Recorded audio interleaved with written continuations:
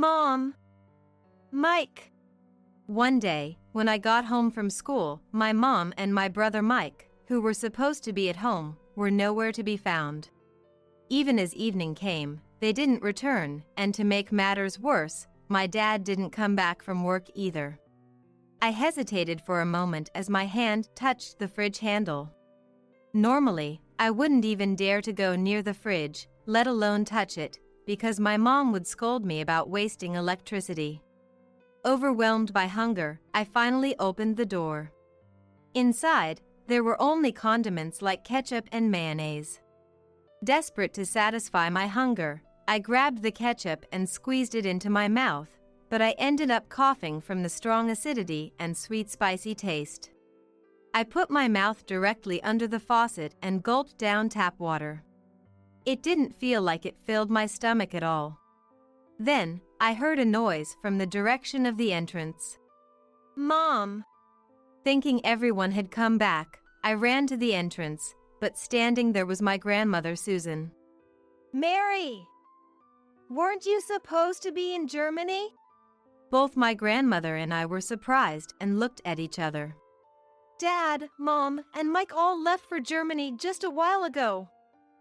I thought for sure you had gone with them. A mix of surprise, sadness, and anger was evident in my grandmother's expression. This is just too much. With a determined nod, my grandmother said, Mary, from today on, you'll live at my house. She smiled kindly and hugged me. My grandmother's arms were very warm. My name is Mary, and I'm in my 20s. Currently, I live with my grandmother, who has been feeling weak in her legs. Going up and down the apartment elevator is hard, but I've never thought of assisting my grandmother as a burden. On the contrary, I feel a debt of gratitude towards her that I can never fully express. If it weren't for my grandmother, I don't know where I'd be right now. My family situation has been complicated since I was young. I struggled with learning words and was slower at reading and writing than other kids in elementary school, not just in English but in other subjects as well, making my grades some of the lowest. Both of my parents graduated from top national universities, and it seemed like they resented me for not being good at studies. Do Mom and Dad hate me? Mumbling to myself, I couldn't understand why my parents dislike me, and night after night, I would fall asleep crying. I have an older brother, Mike, who is 5 years older than me. Unlike me, Mike has always been quick to learn and has consistently achieved top-level results in school tests since he was young. He was even called a prodigy by our school and neighbors, and for our parents, Mike was a source of pride. My mother would always compare Mike and me, sighing and saying things like, Because of you, our entire family feels embarrassed. Please, try to stay indoors as much as possible. She spoke in an unmistakably unpleasant manner. I'm sorry, Mom. That was all I could ever manage to say in response. As test days approached, my mother would always kick me out of my room, claiming I'd disturb Mike, and place a cushion in the hallway for me. You'll sleep here for the next few days, she'd say, but it was during the cold winter, and I shook my head, refusing. Seeing this, my father became furious. Don't be selfish when you're so useless. Be grateful you're not kicked out of the house. And he yelled in agreement with his mother. At the time, I didn't know the word unfair, but I couldn't understand why I was the only one subjected to such treatment, and I was overwhelmed with frustration and tears. My mother's harassment of me escalated, and eventually, she'd make me kneel in the hallway and say, "Eat this," as she poured dressing on vegetable peels meant to be thrown away as organic waste, forcing me to eat them. Meanwhile, my family enjoyed warm soup and conversations in the heated dining room. Hey, Ben. Mike topped his class again in the recent test. It's nothing. Thanks for sending me to a top-level tutoring center so I can focus on my studies. I appreciate it. Don't get ahead of yourself.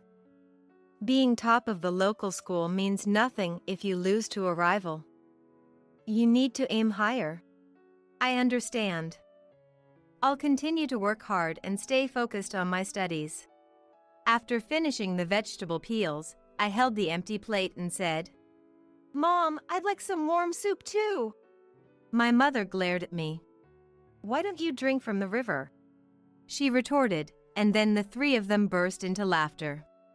Hearing my family's exchanges, all I could do was sit in the hallway, hugging my knees, enduring the hunger and cold, waiting for dawn to break. In those times, there was one person who became my ally, my paternal grandmother. She used to live far away but moved into a nearby vacant house to start a handicraft class because her previous home was too small. When I returned home from school, she'd beckon me with a smile. Welcome back. Did you have fun at school? I've prepared some snacks for you. Come eat.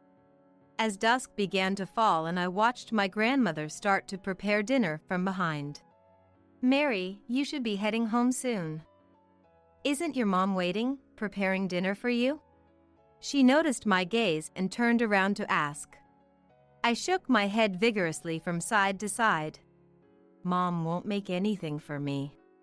Then what do you usually eat? Vegetable peels, tap water.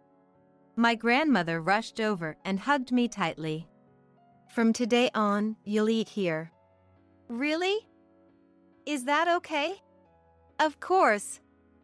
You're growing, Mary. You need to eat plenty and grow big and strong. Thank you, Grandma. For the first time, I felt someone's warmth and couldn't stop my tears. From that day, I started sneaking over to my grandmother's house to eat, avoiding my family's eyes. Being able to have a warm meal and fill my stomach felt like a reward. Things that seem ordinary now were a joy for me back then. Students began flocking to my grandmother's house for the craft class she started. Neither my grandmother nor her students ever treated me as a nuisance, but I made sure to keep to a corner of the room and quietly draw so as not to disturb anyone. I feared nothing more than being disliked by my grandmother, for then I would have no place left at all. Somehow, drawing allowed me to forget the unpleasantness around me. One day, knowing my situation, my grandmother stormed to my parents' house and yelled, What are you thinking? Not feeding her properly. Mary is your child too. My father just frowned in annoyance and locked himself in his room, leaving my mother to deal with it, who replied with a sigh. Punishing bad grades is part of parenting. Don't interfere with our educational methods. They didn't listen at all. Worse yet, after my grandmother left, I was scolded severely by my parents. Why did you tell Grandma such things? I came back from work tired and all you do is just cause trouble. That's right. You're already useless. Don't make things harder for us. I'm sorry. With a heavy heart, all I could do was apologize, pushing down the feelings of injustice. From tomorrow, stop going to Grandma's. Your presence embarrasses us in the neighborhood. I was harshly told. Feeling dejected, I encountered Mike as I walked down the hallway, just as he came out of his room. You've got it easy, always free to play. I have to study because I'm capable, which makes my days busy and hard. Thinking it was a taunt, I didn't reply but glared back at him angrily. Then, one day, a friend of mine works at an educational institution in Germany. I mentioned Mike to him, and he suggested we let Mike attend a university there. Wow, university? But Mike is still in elementary school. Don't worry. Regardless of age, those who are capable can aim for the top. With Mike's abilities, skipping grades is a certainty. Besides, it would be a waste to keep Mike in a low-level education through middle school and high school. It'd be like throwing tuition money down the drain. That's true.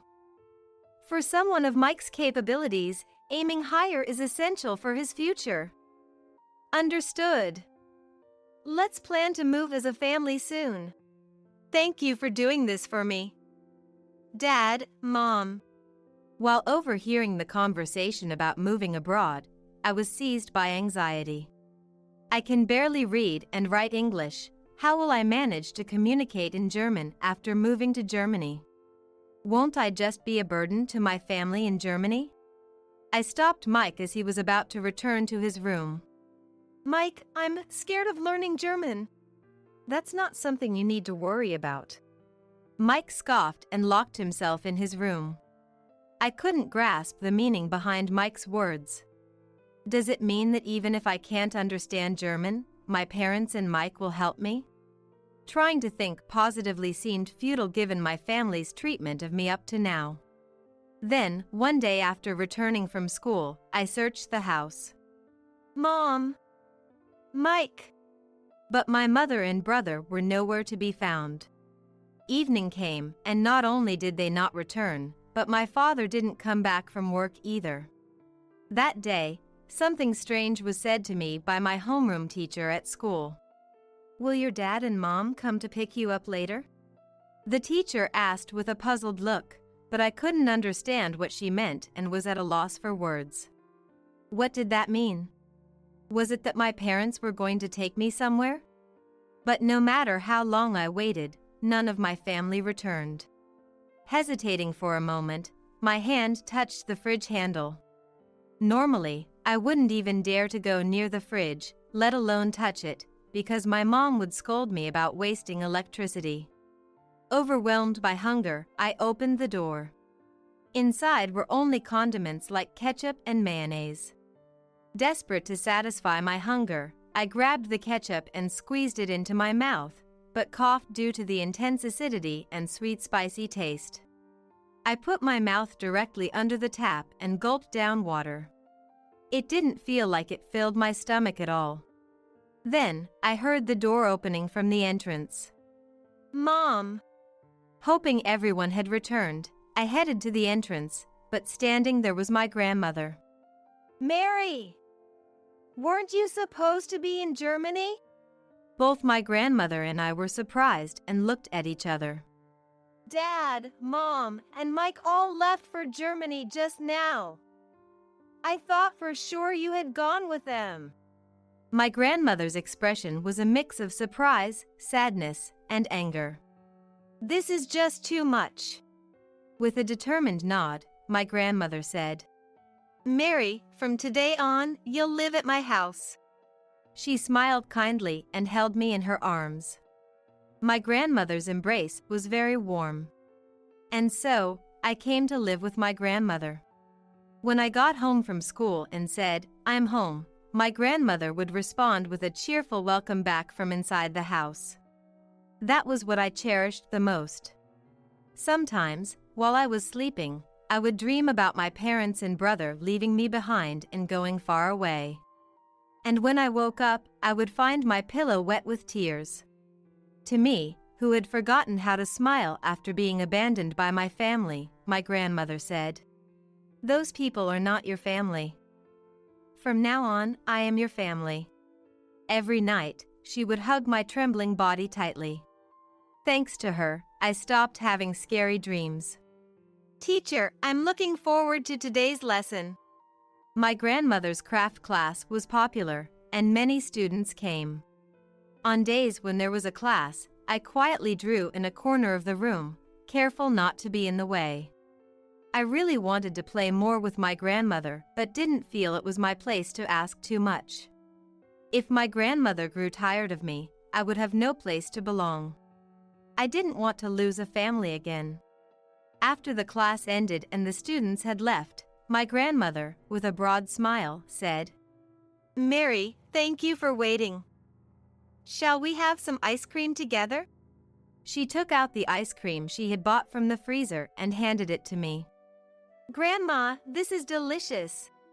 Of course, the ice cream itself was sweet and cold, but what I loved most was spending time eating it with my grandmother.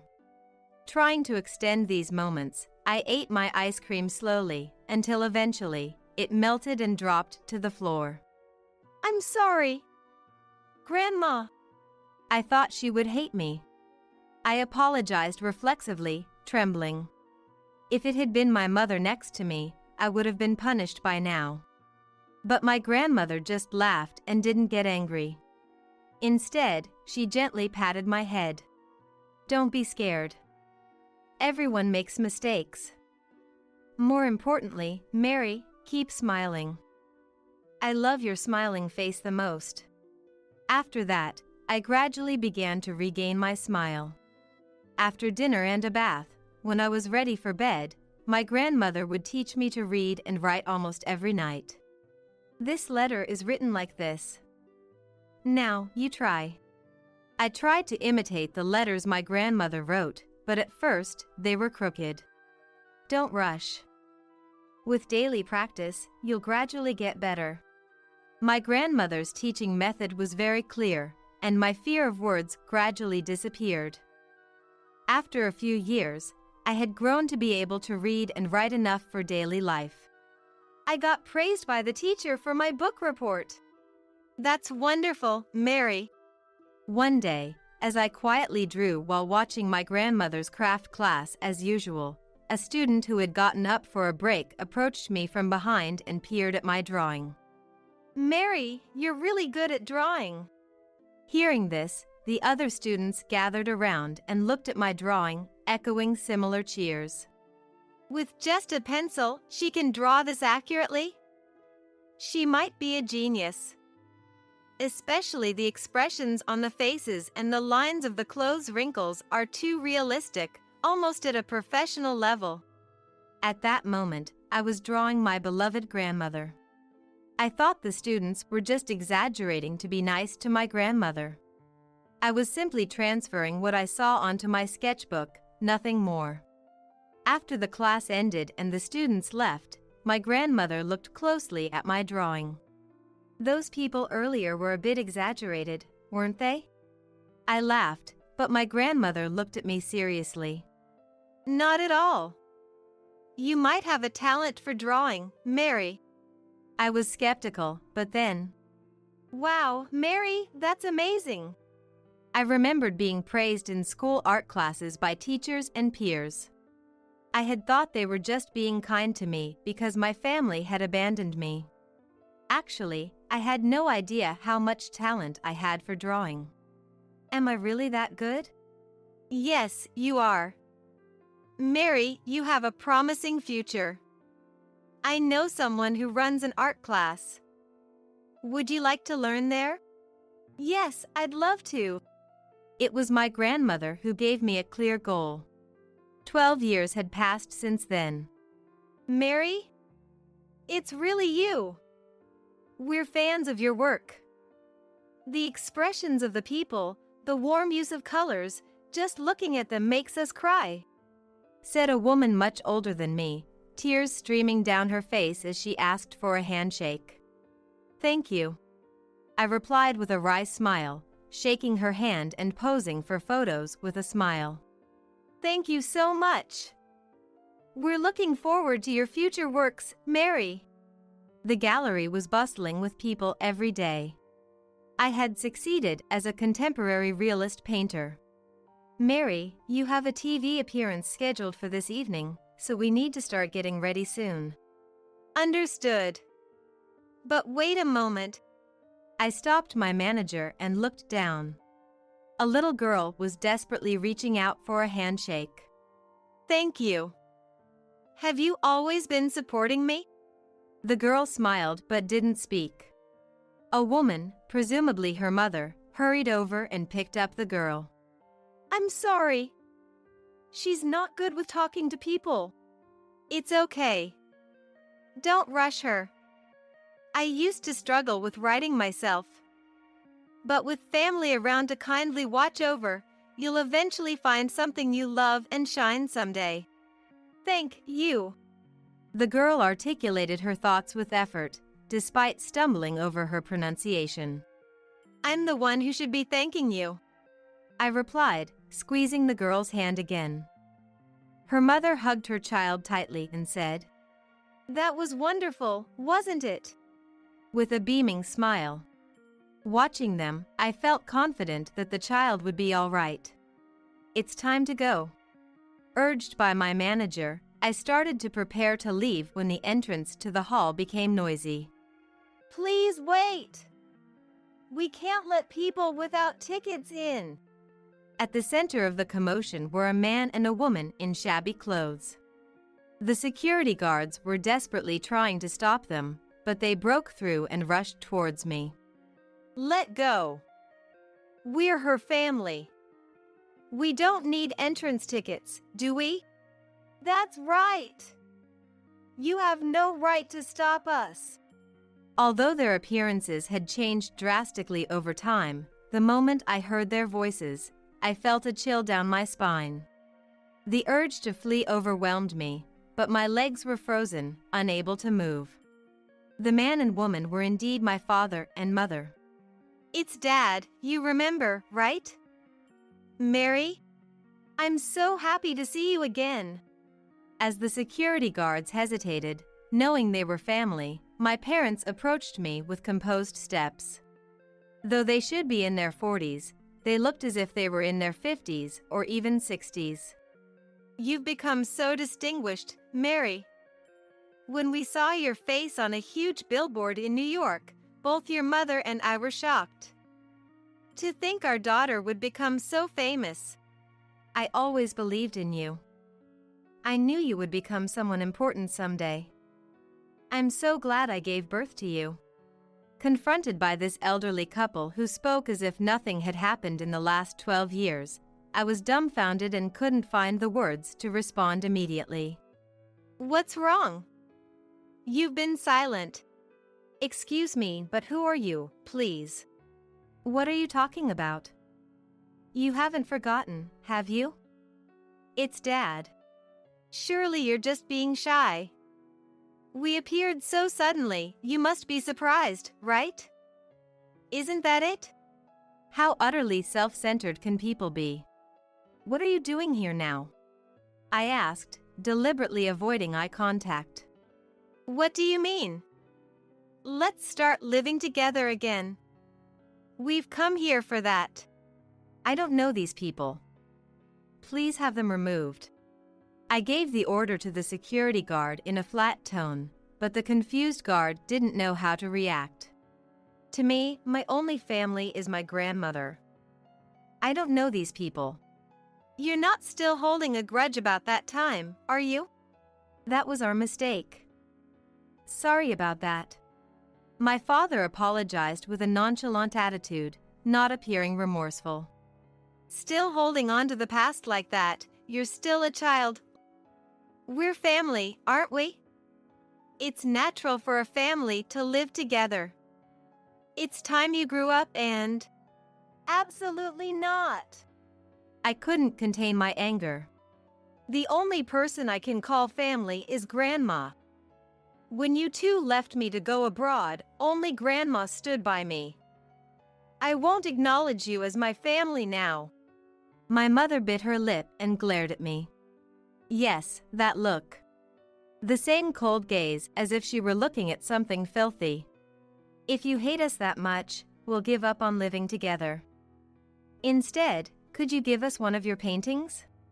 I was at a loss, unable to comprehend my father's inappropriate request. We're actually a bit short on money right now. I've heard that the paintings you draw are worth $1 million each.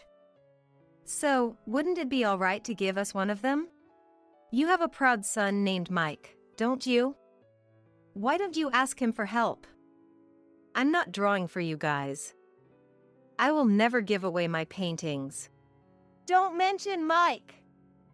I don't even want to hear that guy's name. Suddenly, my mother screamed almost like a wail. Why would you say that? He's your child, isn't he? That guy is no son of ours. Just a nuisance. Then, the two of them bitterly recounted what had become of Mike over these 12 years.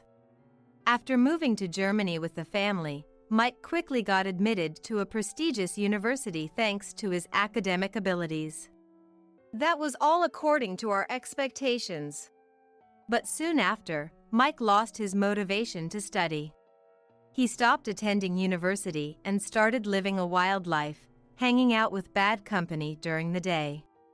No matter what his parents said, he wouldn't listen, and eventually, he stopped coming home altogether. He even got into trouble with the police. The Mike they described was truly a lost cause. Yet, I felt sympathy for Mike. He must have been another victim tormented by these parents.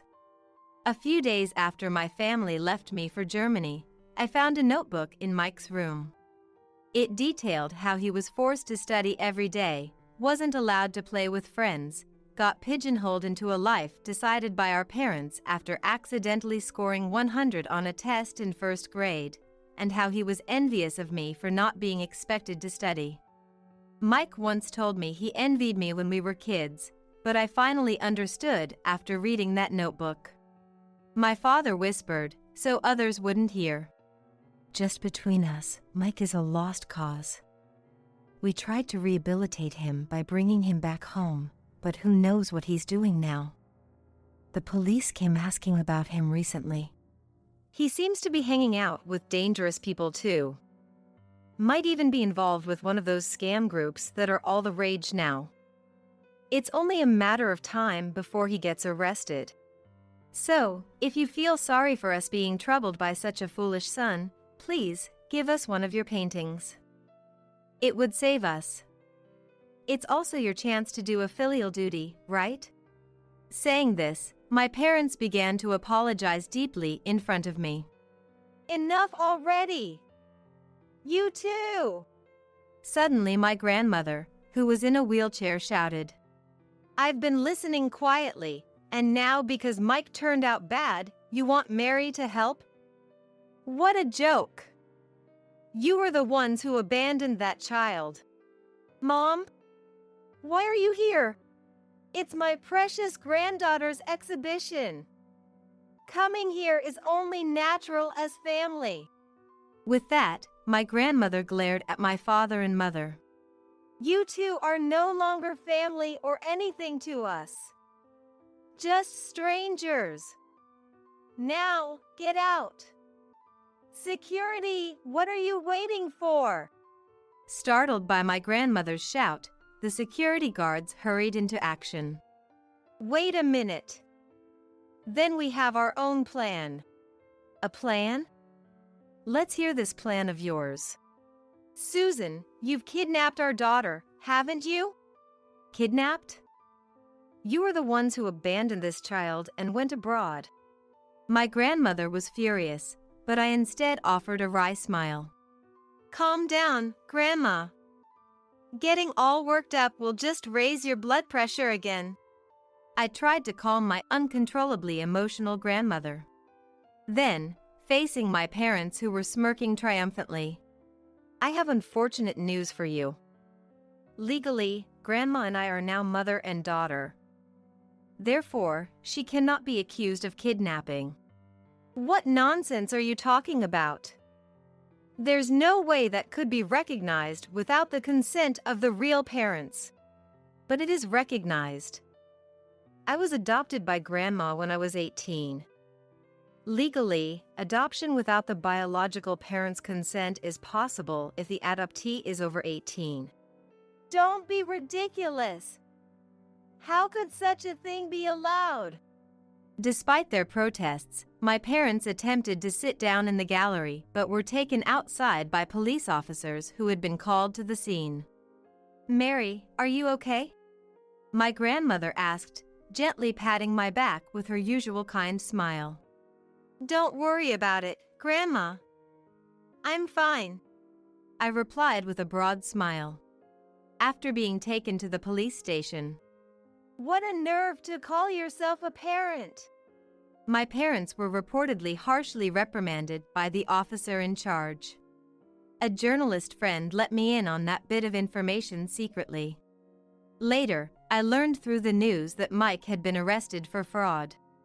The TV screen showed Mike being put into a police car, but he bore no resemblance to the prodigy he once was called.